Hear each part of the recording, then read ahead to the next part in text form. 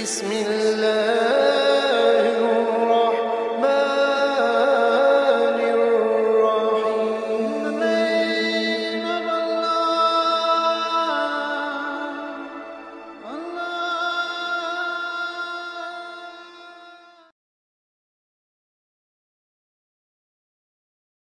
اللہ علیہ وسلم نے ایمان کے بارے میں اس سے بتلایا.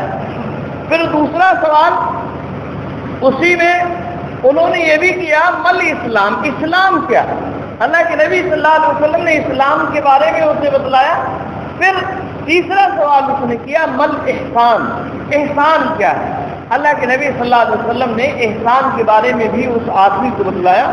تعجب کی بات یہ تھی، حضرت عمر رضی اللہ تعالیٰ عنہ بیان فرماتے ہیں کہ تعجب یہ تھا کہ وہ آدمی نبی اکرم صلی اللہ علیہ وسلم سے سوال کر رہا، آپ صلی اللہ علیہ وسلم سے پوچھ رہا تھا، اور جب آپ صلی اللہ علیہ وسلم سے بتلاتے تھے تو آپ کی باتوں کی تصدیق بھی کرتا تھا. صلی اللہ علیہ وسلم نے ایمان کے بارے میں اس سے بتلایا. پھر دوسرا سوال اسی میں انہوں نے یہ بھی کیا مل اسلام، اسلام کیا ہے؟ اللہ کے نبی صلی اللہ علیہ وسلم نے اسلام کے بارے میں اسے بتلایا. پھر تیسرا سوال اس نے کیا مل احسان، احسان کیا ہے؟ اللہ کے نبی صلی اللہ علیہ وسلم نے احسان کے بارے میں بھی اس آدمی کو بتلایا. تعجب کی بات یہ تھی، حضرت عمر رضی اللہ تعالیٰ عنہ بیان فرماتے ہیں کہ تعجب یہ تھا کہ وہ آدمی نبی اکرم صلی اللہ علیہ وسلم سے سوال کر رہا، آپ صلی اللہ علیہ وسلم سے پوچھ رہا تھا، اور جب آپ صلی اللہ علیہ وسلم سے بتلاتے تھے تو آپ کی باتوں کی تصدیق بھی کرتا تھا کہ ہاں آپ نے سچ کہا، آپ نے صحیح بتلایا. حضرت عمر رضی اللہ تعالیٰ عنہ بیان فرماتے ہیں کہ بعد میں اللہ کے نبی صلی اللہ علیہ وسلم نے کئی دنوں کے بعد آپ صلی اللہ علیہ وسلم سے بتلایا کہ وہ جبرائیل، حضرت جبرائیل علیہ السلام آئے ہوئے تھے جو تمہیں تمہارے دین کے بارے میں سکھا رہے تھے، پوچھ کے. بہت سارے لوگ ایسے ہوتے ہیں جو آپ صلی اللہ علیہ وسلم سے پوچھ نہیں سکتے تھے، مسئلے مسائل کو کسی شرم کی وجہ سے یا روب اور دبدبے کی وجہ سے آپ کے پاس نہیں پہنچ پاتے تھے، آپ سے سوال نہیں کر سکتے تھے. تو وہ حضرت جبرائیل علیہ السلام آئے اور انہوں نے اسلام کے تعلق سے، ایمان کے تعلق سے اور احسان کے تعلق سے اور اسی طرح سے اور کئی سوال حضرت جبرائیل علیہ السلام نے اس حدیث میں کیے. آپ صلی اللہ علیہ وسلم نے ان تمام کے جواب حضرت جبرائیل علیہ السلام کو دی. اس میں اللہ کے نبی صلی اللہ علیہ وسلم سے سب سے پہلا جو سوال کیا گیا وہ ایمان کے تعلق سے، ایمان کے تعلق سے انہوں نے سب سے پہلے پوچھا، اور اللہ کے نبی صلی اللہ علیہ وسلم نے جو جواب دیا وہ یہ الایمان. حضرت جبرائیل علیہ السلام نے پوچھا مل ایمان یا رسول اللہ، اے اللہ کے نبی صلی اللہ علیہ وسلم ایمان کسے کہتے ہیں، آپ مجھے بتلائیے. اللہ کے نبی صلی اللہ علیہ وسلم نے فرمایا الایمان ان تؤمن باللہ وملائکتہ وکتبہ ورسلہ وان تؤمن بالقدر خیرہ وشرہ. کہ ایمان اس بات کا نام ہے کہ تم اللہ رب العالمین پر ایمان لاؤ، اس کے فرشتوں پر ایمان لاؤ، اور اسی طرح سے اس کی کتابوں پر ایمان لاؤ، اس کے رسولوں پر ایمان لاؤ، قیامت کے دن پر ایمان لاؤ، اور اچھی بری تقدیر پر ایمان لاؤ. یہ اللہ کے نبی صلی اللہ علیہ وسلم نے ایمان کے تعلق سے حضرت جبرائیل علیہ السلام کو بیان کیا. تو گویا کہ یہ بات معلوم ہو رہی ہے کہ اسلام کے اندر ایمان کی سب سے بڑی اہمیت ہے، ایمان سب سے زیادہ اہم. ایمان جو ہے سب سے پہلے سوال جو کیا گیا وہ ایمان کے تعلق سے حضرت جبرائیل علیہ السلام نے. ایمان کا لغوی معنی کیا؟ لغت کے اعتبار سے، ڈکشنری کے اعتبار سے ایمان کسے کہتے ہیں؟ تو اب جب ہم دیکھیں گے ایمان کی تعریف، ایمان کی پریبھاشا، ایمان کی ڈیفینیشن لغت کے اندر، ڈکشنری کے اندر، تو ہمیں معلوم ہوگا اہل لغت لکھتے ہیں تصدیق بالقلب، دل سے تصدیق کرنا، دل سے کسی بات کی تصدیق کرنا، یہ ایمان کہلاتا ہے. آپ کسی کے سلسلے میں، کسی بات کے سلسلے میں دل سے یقین کر لیجئے، تصدیق کریے کہ ہاں یہ صحیح ہوگا، صحیح ہے یہ، تو یہ ایمان کہلاتا ہے لغت کے اعتبار سے۔ اور علماء نے جو اللہ کے نبی صلی اللہ علیہ وسلم کی احادیث یا قرآن مجید کی آیات وغیرہ پر غور کرنے کے بعد ایمان کی جو تعریف اور ڈیفینیشن کی ہے وہ یہ ہے تصدیق بالقلب و اقرار باللسان و عمل بالجوارح، کہ ایمان دل سے تصدیق کرنے کا نام ہے، زبان سے اقرار کرنے کا نام ہے، اور اعضاء اور جوارح یعنی جسم کے ذریعے سے، ہاتھ پیروں کے ذریعے سے عمل کرنے کا نام ایمان۔ اور یہ ایمان، اور بعض حضرات نے اور وہ الفاظ کے اضافہ فرمایا، وَيَزِيدُ بِطَاعَةِ الرَّحْمَٰنِ وَيَنْقُصُ بِطَاعَةِ الشَّيْطَانِ، کہ ایمان یہ اللہ کی، رحمان کی اطاعت و فرمانبرداری سے بڑھتا ہے، اس میں اضافہ ہوتا ہے، اور شیطان کی اطاعت سے، شیطان کی فرمانبرداری سے اس میں کمی آتی ہے، کم ہو جاتا ہے۔ ویسے بھی آپ جب یہ کہہ رہے ہیں کہ تصدیق بالقلب، ایمان تصدیق بالقلب کا نام ہے، تو تصدیق جو ہم کسی بات کے سلسلے میں یقین کرتے ہیں، یقین کا بھی درجہ ایک نہیں ہوتا۔ اگر ہم یہ ایک دم ظاہری بات ہے کہ آپ کوئی کسی بھی چیز کے سلسلے میں یقین کر رہے ہیں تو اس میں سے ہر ایک کا درجہ ایک دم برابر نہیں ہے۔ ایک آدمی آپ کو کوئی چیز بتلائے یا دو آدمی آپ کو کوئی چیز بتلائے، تین آدمی آپ کو بتلائیں، تو اس کے بارے میں آپ ایسے مطمئن نہیں ہوں گے جیسے خود دیکھ کر آپ کو اطمینان ہو۔ ایک چیز، کوئی خبر آپ کو معلوم ہوئی کہ فلاں جگہ ایسا ایسا ہے، ٹھیک ہے، آپ کو یقین ہو گیا، کیوں؟ یہ بتلانے والا آپ کے نزدیک معتبر ہے، لیکن اس طرح سے اس پر یقین نہیں آئے گا جس طرح سے آپ اسے بنظر خود دیکھیں، اپنی آنکھوں سے دیکھیں، اس طرح سے اس پر ایمان نہیں آئے۔ اسی لیے حضرت ابراہیم علیہ السلام نے اللہ رب العالمین سے کہا تھا، ربی ارنی کیف تحیی الموتى، کہ اے میرے رب تو مجھے دکھا کہ تو کیسے مردوں کو زندہ کرتا ہے۔ کیا مطلب؟ حضرت ابراہیم علیہ السلام اللہ رب العالمین پر ایمان نہیں لاتا؟ نہیں، ایمان تھا۔ اللہ رب العالمین نے پوچھا بھی، قال، اللہ رب العالمین نے فرمایا، اولم تؤمن، کیا تمہیں اس بات پر ایمان نہیں ہے کہ میں مردوں کو زندہ کرتا ہوں؟ میرے ہاتھوں میں مردوں کو زندہ کرنا ہے، کیا تم اس بات پر ایمان نہیں لاتے ہو؟ قال بلا، حضرت ابراہیم علیہ السلام نے کہا بلا، کیوں نہیں، ولکن لیطمئن قلبی، لیکن میں دل کا اطمینان، میں اپنی آنکھوں سے دیکھنا چاہتا ہوں کس طرح سے تو زندہ کرتا ہے، کس طرح سے مردوں کو زندہ کرے گا کل آخرت کے دن۔ اس آیت کریمہ سے یہ بات معلوم ہو رہی ہے کہ اگر آدمی کسی خبر کو سنے، کوئی بات اسے کسی دوسرے سے معلوم ہو، وہ درجہ یقین کا اسے نہیں ہوگا جو بخود اپنی آنکھوں سے وہ دیکھے۔ تو جب یہ بات معلوم ہوئی کہ تصدیق کا نام ایمان ہے، تو ایمان میں اضافہ اور کمی، اس میں زیادتی اور کمی خود بخود متعین ہو جاتی ہے۔ ایسے ہی قول، اللہ علماء نے جو تعریف کی ایمان کی، اس میں قول کا بھی، یعنی اقرار بالقول، اقرار باللسان، زبان کے ذریعے سے اقرار کرنا۔ اقرار کے اندر بھی کمی اور زیادتی ہوگی۔ ایک آدمی اللہ رب العالمین کا ایک مرتبہ ذکر کرے اور ایک دوسرا آدمی 10 مرتبہ ذکر کر رہا ہے، تو جو 10 مرتبہ ذکر کر رہا ہے تو ایک مرتبہ ذکر کرنے والے کی طرح سے نہیں، یا اسی طرح سے ایک آدمی 100 مرتبہ ذکر کرے اور ایک آدمی 10 مرتبہ ذکر کرے، تو جو آدمی 100 مرتبہ ذکر کر رہا ہے اللہ رب العالمین کا، وہ 10 مرتبہ ذکر کرنے والے کی طرح سے نہیں ہے۔ ایک آدمی 100 مرتبہ سے زائد ذکر کرتا ہے اور دوسرا 100 مرتبہ ذکر کرتا ہے، تو جو زائد کرتا ہے وہ 100 مرتبہ ذکر کرنے والے کی طرح سے نہیں ہے۔ گویا کہ اگر قول میں بھی کمی اور زیادتی ہوتی ہے.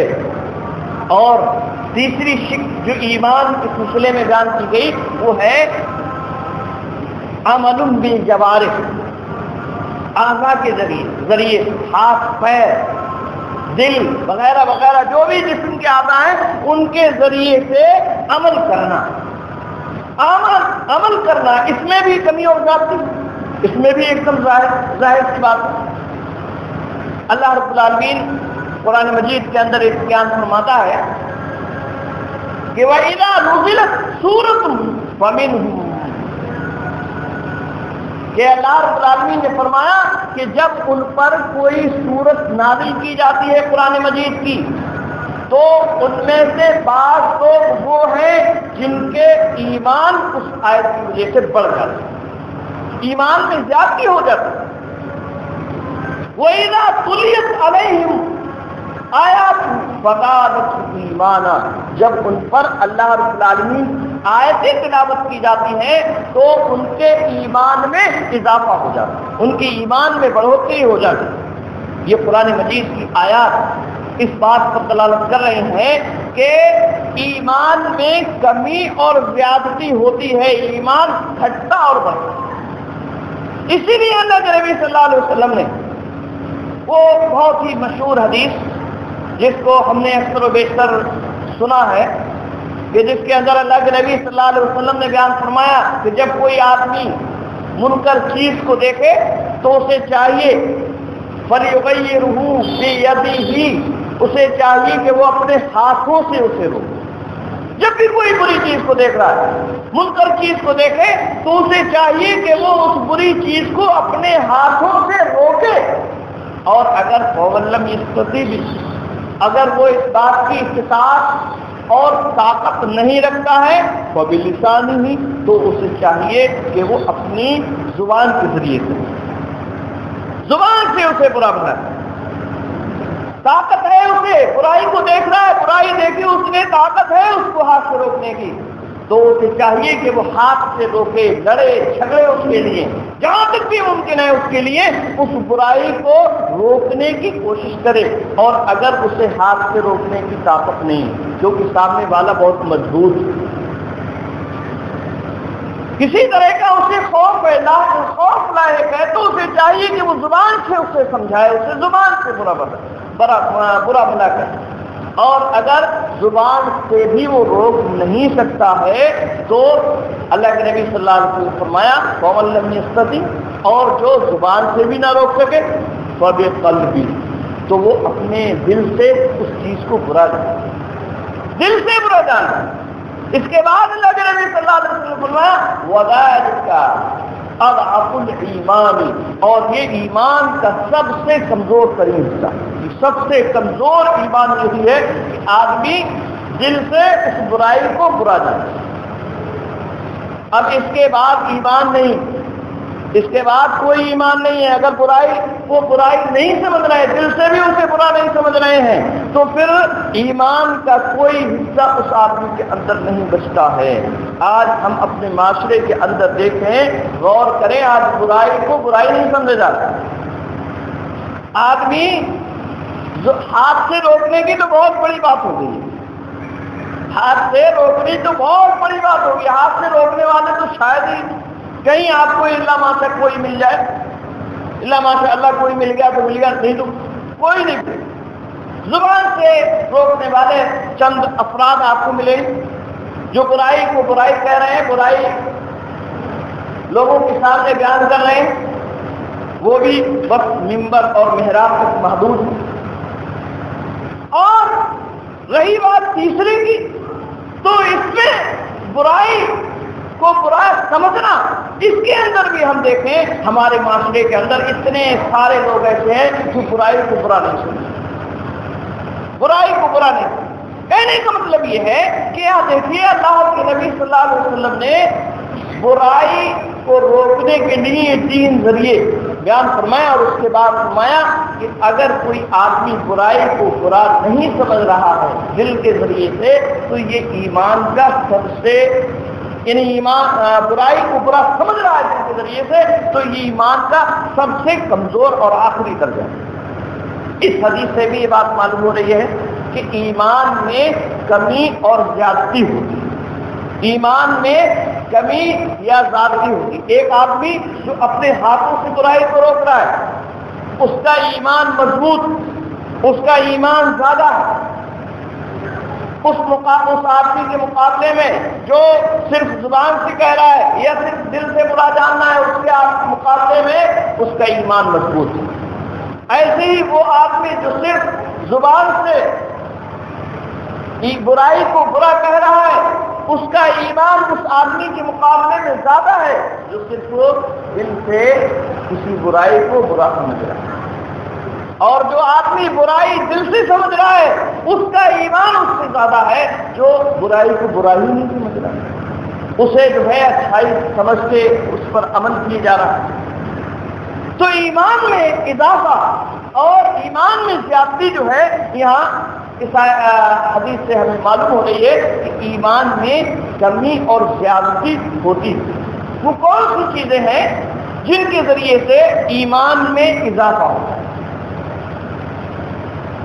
اللہ رب العالمین کی معرفت، اللہ رب العالمین کی توحید کے بارے میں جاننا، یہ ایمان میں اضافے کا سب سے اہم ذریعہ ہے۔ جتنی معرفت اللہ رب العالمین کی ہمارے دل میں ہوگی، ہم جتنا اللہ رب العالمین کو جان رہے ہوں گے، اس کی توحید کے سلسلے میں، اس کی ربوبیت کے سلسلے میں، اسے ہم رب جان رہے ہیں، اسے ہم اپنا خالق اور مالک جان رہے ہیں، اسے ہم اپنا معبود حقیقی سمجھ رہے ہیں، جتنی زیادہ معرفت ہمیں ہوگی اتنا ہی ہمارا ایمان مضبوط ہوگا۔ اسے آپ مثال کے ذریعے سمجھیں، ایک آدمی وہ ہے جو یہ سمجھ رہا ہے کہ میرا خالق اللہ رب العالمین، اس کا ایمان اللہ رب العالمین پر ہے، وہ اس بات پر یقین رکھتا ہے کہ وہ اللہ رب العالمین کے علاوہ کسی سے مانگنے نہیں جائے، کسی سے کسی حاجت کو اپنی پورا نہیں کرائے۔ وہ اپنے اس یقین اور ایمان ہی کی وجہ سے تو ہے کہ وہ یہ سمجھتا ہے کہ میرا خالق اللہ ہے، میرا رازق اللہ ہے، وہی میری تمام چیزوں اور ضروریات کو پورا فرمائے۔ اللہ کے نبی صلی اللہ علیہ وسلم کے سامنے وہ کافر تلوار لے کر جو کھڑا ہوا تھا اور اس نے کہا تھا اب مجھے بتلائیے کہ میرے تلوار سے آپ کو کون بچائے گا۔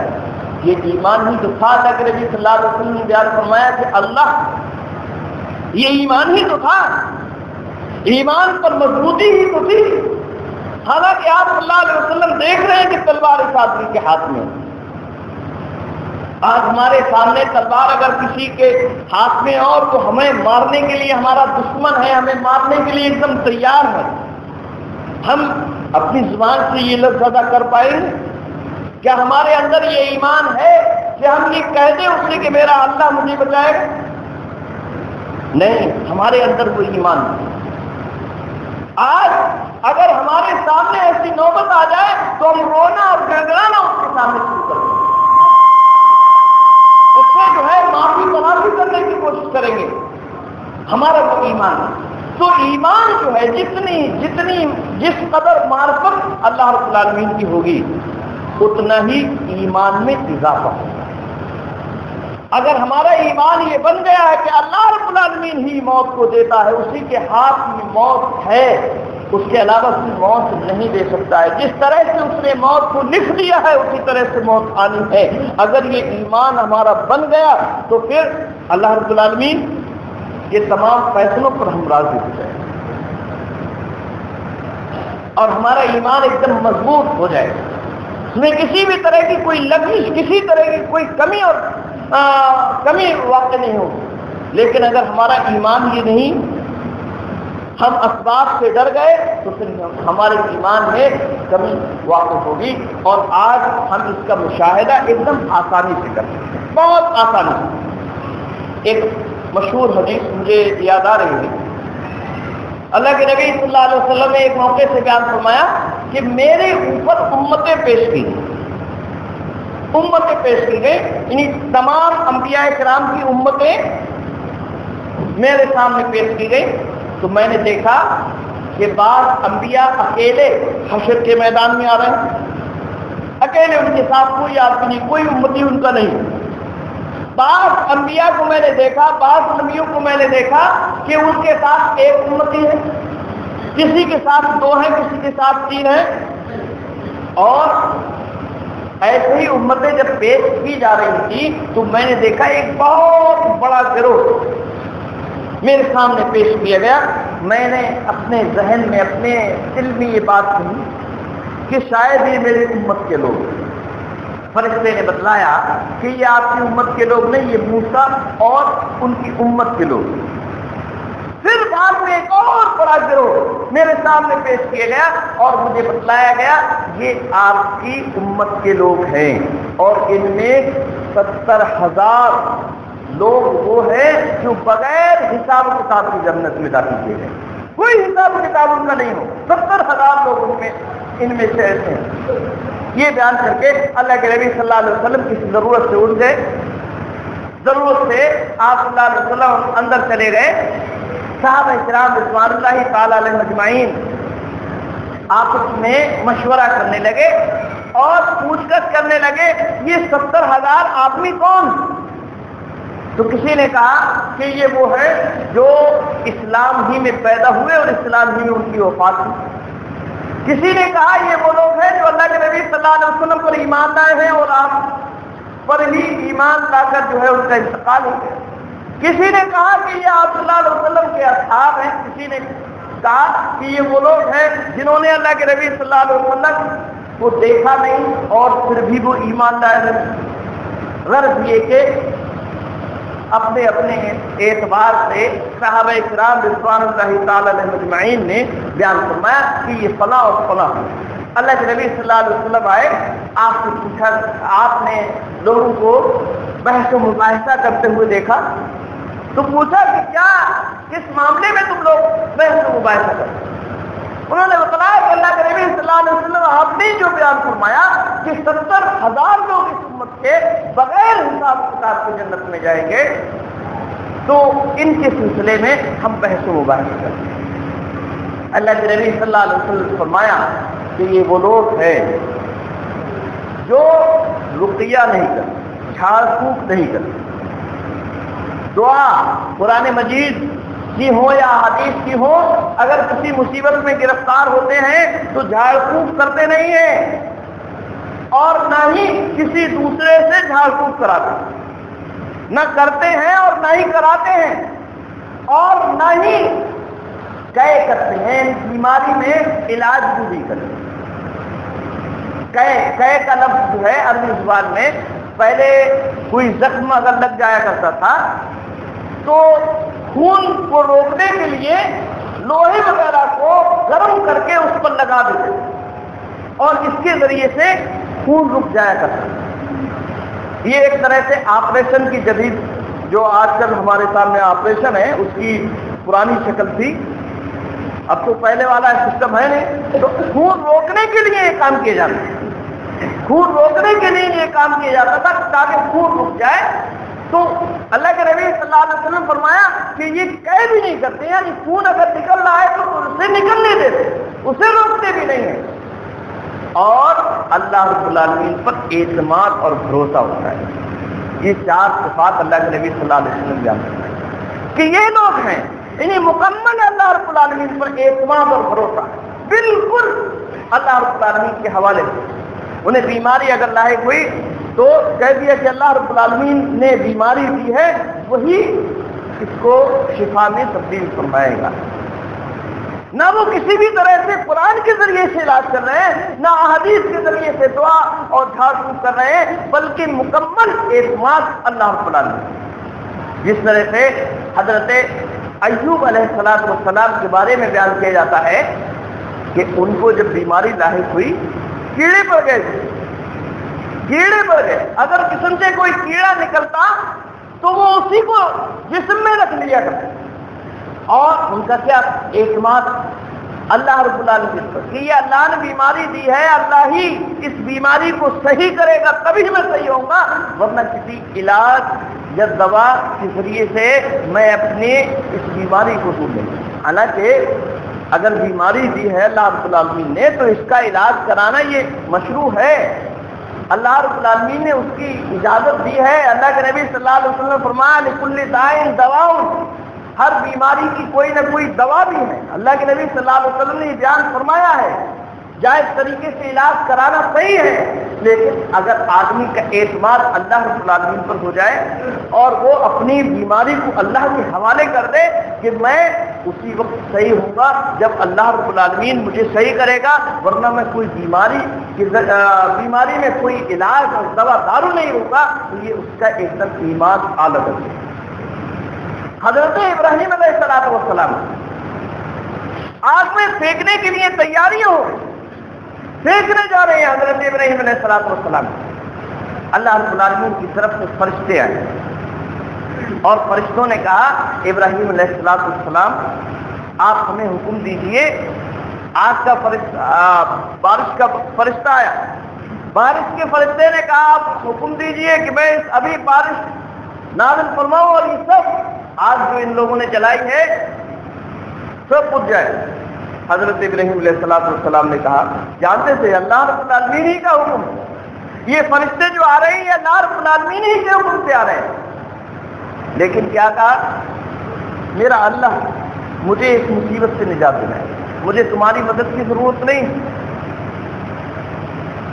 ہوا کا فرشتہ آیا، ہوا کے فرشتے کو بھی یہ جواب ہے، ہوا کے فرشتے نے کہا آپ حکم دیں یہ آگ ہی نہیں پر الٹ دی جائے، ایسی ہوا چلائی جائے یہی اس میں ختم ہو جائے، تاکہ مجھے تمہاری مدد کی ضرورت ہے۔ اللہ رب العالمین میرے لیے کہا، اور اللہ رب العالمین نے حضرت ابراہیم علیہ السلام کا جو ایمان تھا، جو مضبوط بھروسہ اللہ رب العالمین پر تھا، اس مضبوط بھروسے کو اللہ رب العالمین نے قائم کیا اور آگ کو حکم کیا یا نار کونی بردم سلام علی ابراہیم، اے آگ تو ابراہیم علیہ السلام پر سلامتی کے ساتھ ٹھنڈی۔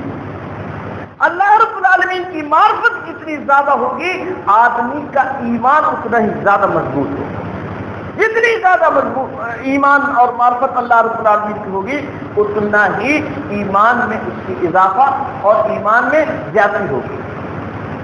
اسی طرح سے اللہ رب العالمین کی جو نشانیاں ہیں ان میں غور و فکر کرنا، ان کے بارے میں سوچنا سمجھنا، یہ بھی ایمان میں اضافے کا باعث ہے۔